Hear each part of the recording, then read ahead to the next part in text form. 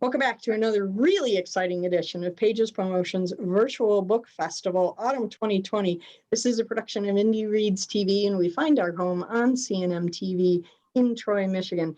Today, we get to have a really fun conversation in the green room. We were having more fun than I can even describe, but right now, we're going to continue the fun with Emma Palova, and she's a local author from Lowell, Michigan, and we're going to talk about her books and her writing career, and we're just going to have super fun. So thank you, everybody, for coming. What a great turnout. Thanks, everybody. I'm loving this. I'm having so much fun. I get to talk to so many fun people, and I get to meet new people I've never met before, and new authors I've never met before, and it's just a blast for me. I'm having it. So Emma, welcome. Thanks for coming out. We appreciate it. Yeah, hi Diana. Thanks for having me and for putting this on, this awesome virtual autumn book festival. It has really helped me navigate the waters of marketing in the age of COVID-19. Thank you for doing this. I'm so glad we could help, because I was hoping that somebody would get some benefit out of it. So kind of nice to hear when it really, works according to plan. So that's kind of cool. Most of my plans don't happen. So thank you very much. Tell us a little bit about your background as a writer. How did you get started? And before we talk about your books, I'd like to hear a little bit about your journalism history, because that's interesting to me, because I share that history as well. I was a journalist for a while. So tell us about who you are and where you come from. I was born in former Czechoslovakia, in Brno, and studied in Brno. That's where I got my degree in civil engineering. And then in 1989, right after the Velvet Revolution, I left the country for the US. And that's the bottom line to the story, to the Meridian memoir. Excellent. I love 2-minute memoirs. They're great. 2 minutes. I'm going to write a book, and I'm going to interview all of you, and I'm going to call it 2-minute memoirs. It's going to be fun. Good. Okay. So, how did you start in 2 minutes? How did you start your writing career? I started writing for the Czechoslovak Newsweek in New York, led and published by Peter Bisek in 1990. And that was the only time I wrote in Czech. Okay. And after that, I wrote for several publications on freelance basis until I landed a job at the Union Enterprise in Plainwell. And after Plainwell, I went to Ionia and wrote for the Ionia Sentinel Standard and then for the Lowell Ledger. So I'm really curious, how did you make the transition from engineering to writing? How did that come about? I know everyone asks that question, and the answer is in the book. In my new book. You can't do that to me. Wow. No, you don't get to do that. No. My father was an engineer, so I need to know at least a little slice of that transitional history. Okay, I'll give a little clue or cue or whatever. Okay. I never wanted to study civil engineering. That was my punishment for going back to Czechoslovakia. That's part of the immigration cycling of our story, what we did, immigrating between the continents. Okay. So has writing then always been a passion for you? Yes, it always has been, ever since middle school. I started writing in middle school. That's fantastic. Civil engineering was a bad twist that should have never happened, but it's a long story. We would have to be here for a long time. You know what? We can read the book and we'll get the rest of it. You can read the book. So will you give us, I know that the Shifting Sands, the book that you sent for the festival, is a collection of short stories.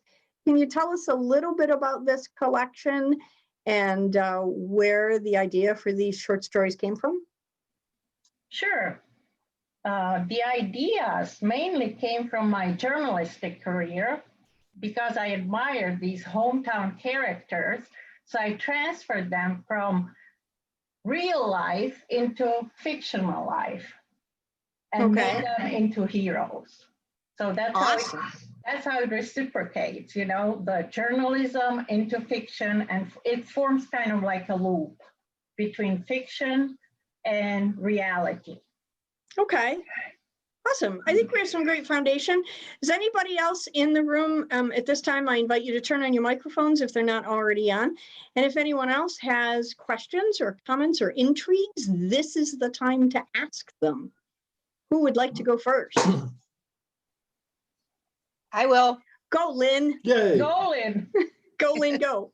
Are you nervous, Emma, about what I'm going to Yes. say? Yes, I'm nervous, Lynn.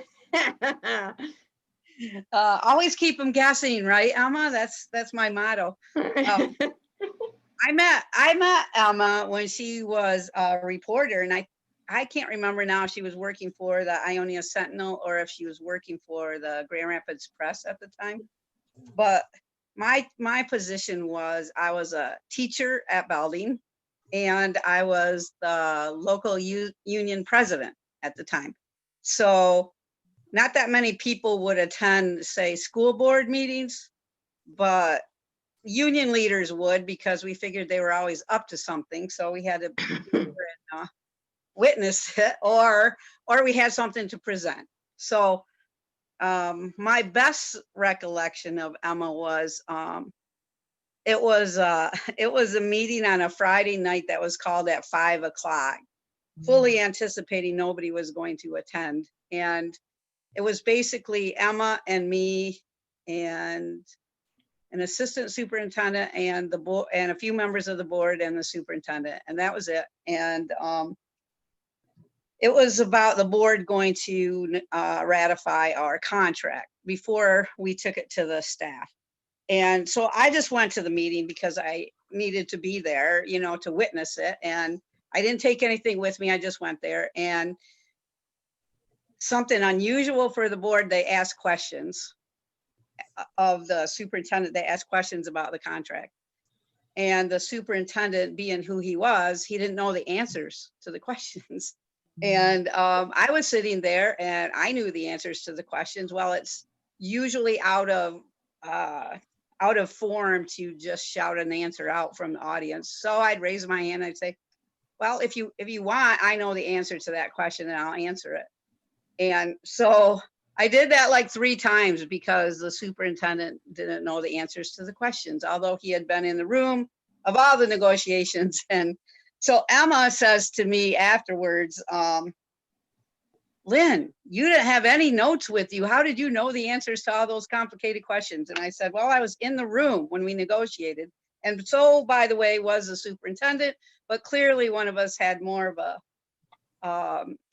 priority than the other, paying attention, if you know what I mean. So that's kind of how we got to know each other, and we would see each other at various times at various events. And so, and I've run for office a couple of times, and so she would interview me. I don't remember all the topics she interviewed me over, but generally they involved contracts or leadership or candidate kind of questions. So, and she asked me to read her book, The Greenwich Meridian, Where East Meets West. And so I read the book, and like I said in my critique of her book, I said, it's not really a book I probably would have, just based on the title, I probably wouldn't have just picked it up by myself. But I knew Emma, and she persuaded me. Did the book turn out to be everything you expected, or was there a twist to Emma's writing that caught you and made you a fan? It surprised me because I didn't think it was going to be something I enjoyed. So I got into the book and finished it in like 3 settings, which is pretty good for me because I'm usually really busy, and I just kept wanting to find out what was going to happen next. So I was pleasantly surprised by the book. I, as Emma would tell you, I took a different perspective of the book than other people who read the book for her, because for me, I was able to connect it to COVID 2020, and politics 2020. And she was surprised by that, because in the politics of 2020, one side is calling the other side a bunch of Soviet or Okay. socialist. Lynn, I'm sorry to interrupt you, but we're trying to keep this completely anti-political. Oh, I'm not making it political. I'm just saying, one side, it's a focus of the politics, okay? And so when I was reading the book, I looked at socialism in a different light, and I looked at it. I was able to look at it from a human perspective, from people who had experienced it in Czechoslovakia. And so that's very cool. So through Emma's writing, you were able to gain a different perspective of a society, of a group of people that maybe you didn't have before. Oh, that's exactly what happened. So that's awesome. So I loved it. Does anyone else have questions? Kate, go ahead. Yeah, your mic. There you go. I lost my I can't find my wireless once. Dang it, I'm tethered. What advice would you give to somebody? I myself have only maybe written 2 short stories in my entire writing life. What advice would you give somebody who genuinely wants to try it, but I just don't even know the rules? What would you say to me for some advice? Well, do you know what you want to write? Do you know your genre other than the short stories that you have written? First, you should probably determine your genre, where you're really good at, what you're good at, and that you will find out by exploring. You have to discover yourself through your writing. So you have to explore what you're really good at, and then really what you like. You don't want to write about something that you don't like. So it's a process of both self-discovery and exploration. Emma, have you written full-length novels or just collections of shorts?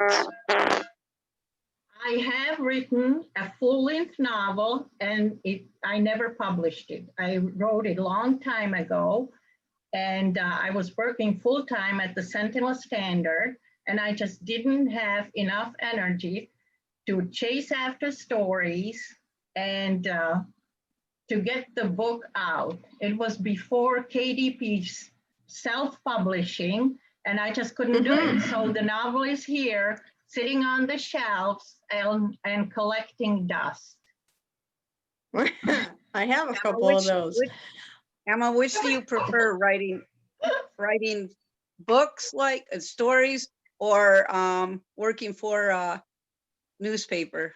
Like Watch it, Emma. I like both. I really enjoyed writing for the paper, and I love writing fiction, and I'm good at both. So it's hard to make a decision. It's really difficult for me. I love both. Sure. I love the newspaper. Anyone else? Mary, go ahead. Mary, go ahead. You have to turn your mic on, Mary. Mary, microphone. There you go. Try again, Mary. Okay. Well, when I met Emma at a craft show, we just became like girlfriends, like we were in 2nd grade together, and we giggle ever since. But anyway, she's lived in Russia for 10 years with her family, and Africa for 10 years with her family. So I just wanted to ask you again, like, how did that influence your writing overall, Emma? Well, Africa definitely inspired a lot of the memoir. A lot of the chapters are from Africa, and overall the traveling around the world is woven into the memoir, but it is not by any means a travelogue. Right. At least I hope not. That wasn't my aim, but definitely all the travels, but out of that, Africa would stand out. Absolutely. Hey, Deborah, I see you have your daughter in the room with us, and I just wanted to extend a happy welcome. Can you let us know her name? Can you introduce her a little bit? Well, this is my daughter, Emma. Oh, look at you. So she was very excited to find out that the author's name was Emma.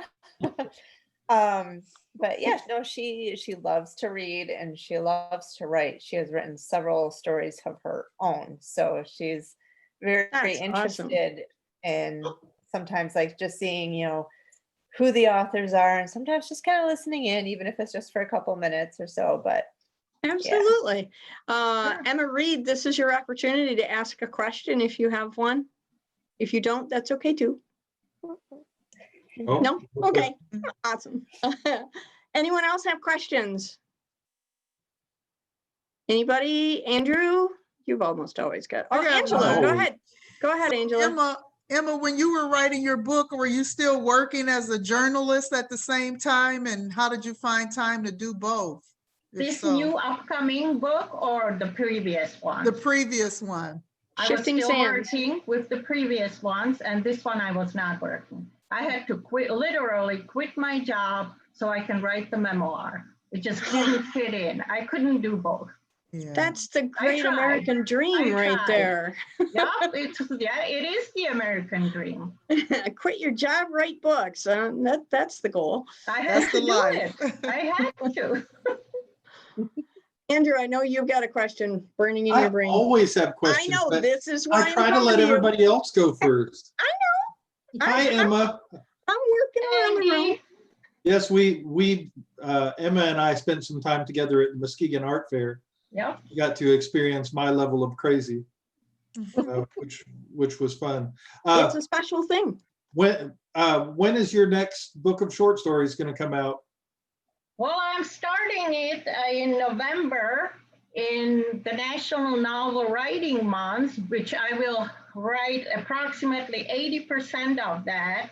And I want to put that one on the market in the summer of 2021, hopefully at the Lakeshore Art Festival.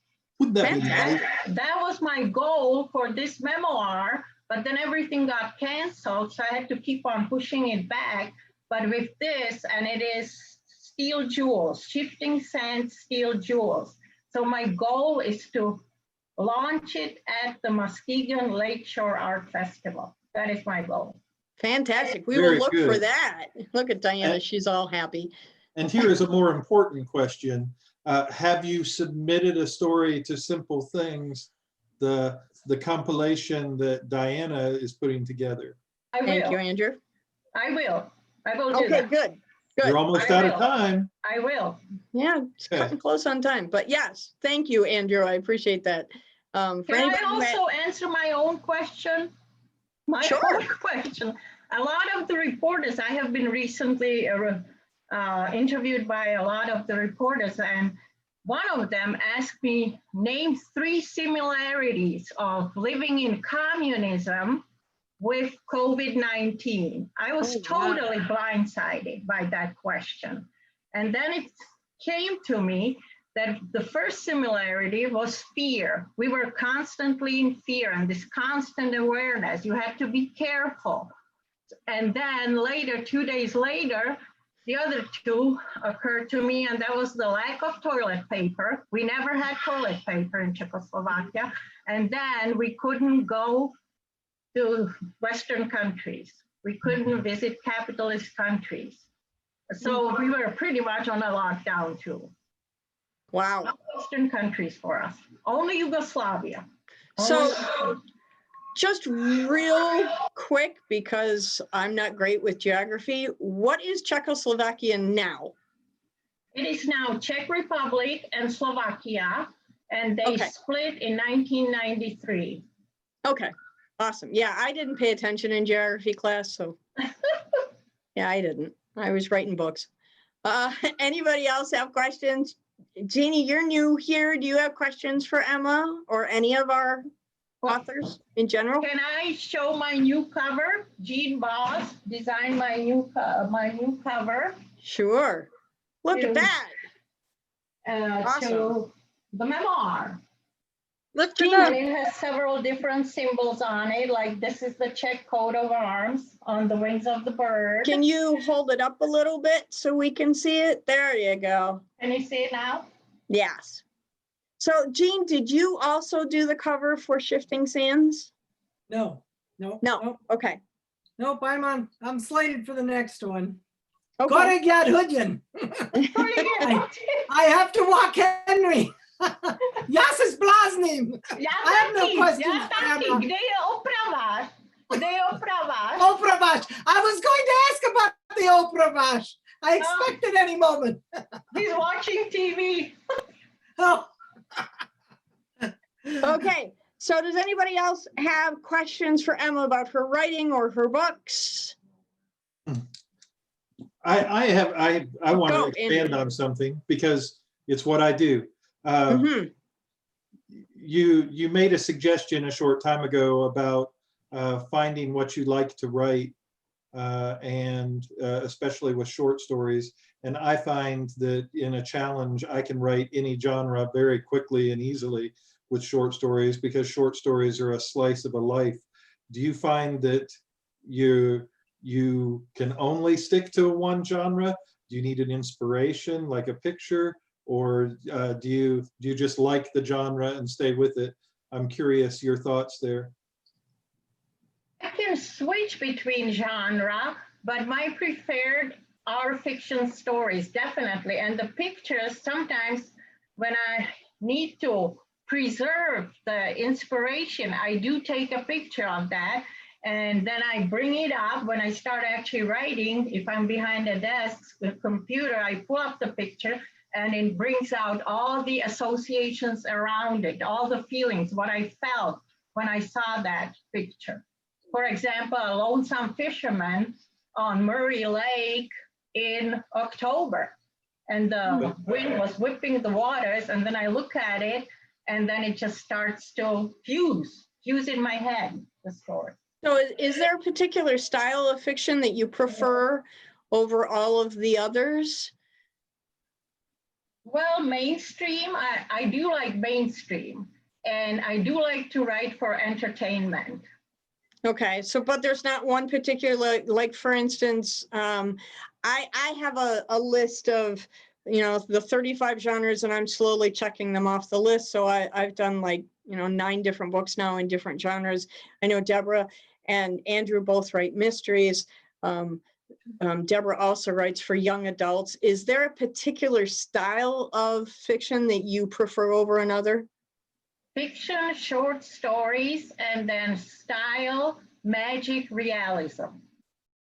Ah, okay. I have a friend who does magic realism. That's a fun genre. I do like that. That's my preferred. A lot of clowns in that, Emma? Yes, there's a lot of clowns. How did you know that? And in the clowns. Oh my gosh, haven't heard that song in a while. Okay, does anyone else have questions for Emma? No? So Emma, if you could be roommates with one of your short stories characters, tell us about what that would be like. What would it be like for you to share a house? First of all, describe the character to us, and then tell us what you think it would be like for you to share day-to-day life with that character. I wanted to ask Deborah this question, but Deborah, you're just, we're gonna have this conversation over dinner because you scare me. But so Emma, which character, tell us about the character, and then tell us what it would be like to live day to day with that character.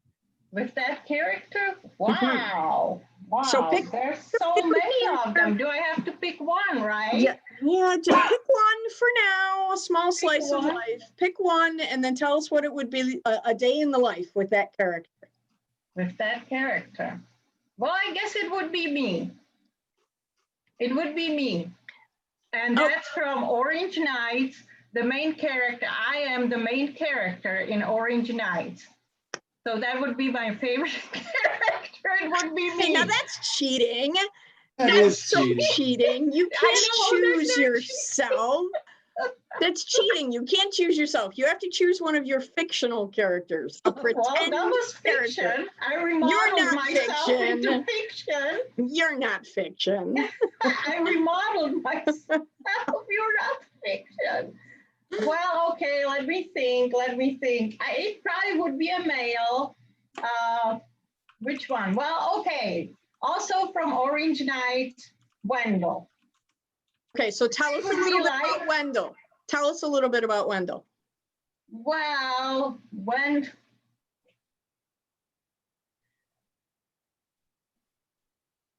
Wendell was a typical man in his midlife crisis,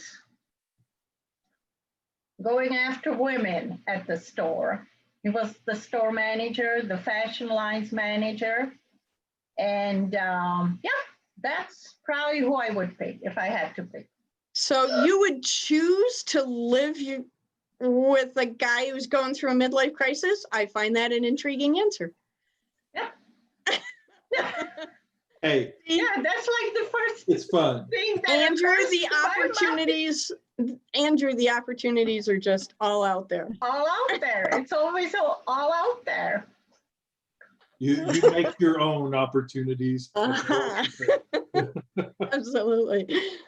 We are coming close to the end here. I have time for one more question. If anybody's got one more question about Emma and her writing or her books. Deborah? I don't actually have a question. I just want to say I love your accent. It just sounds so musical and soothing to my ears. I love it. I love listening to you talk. I'm glad you like it. I practiced a lot. Yeah, I want to see a good Halloween horror story out of you. Okay. That would That be too. fun. See, there you go. Andrew has thrown down the gauntlet. Emma, now you have to write a horror story. I enjoy will. scaring people. It would I be will fun. do that. Awesome. Thank you, everybody, for coming out tonight. This was a really fun conversation. I'm glad you all took some time out to spend time with us. We are going to do more of this month. Again, if you want to look for her books, this is Emma Palova, and we will put a link to her book on our Facebook page. And then you can come back if you didn't get to watch this live. You can get reminded tomorrow when it comes up on the YouTube replay. This has been another episode of Pages Promotions Virtual Book Festival Autumn 2020, a production of Indie Reads TV, and we find our home on CNM TV in Troy, Michigan. Thank you, everybody, for coming out. I'm so glad we did this. I had a blast tonight, and thanks, everybody, for the green room fun. That was fun, too. Come on back. Join us again tomorrow. We're doing it all over again. Have a nice night. Bye. Bye. Thank you. Bye. Thank you. Bye. Thanks.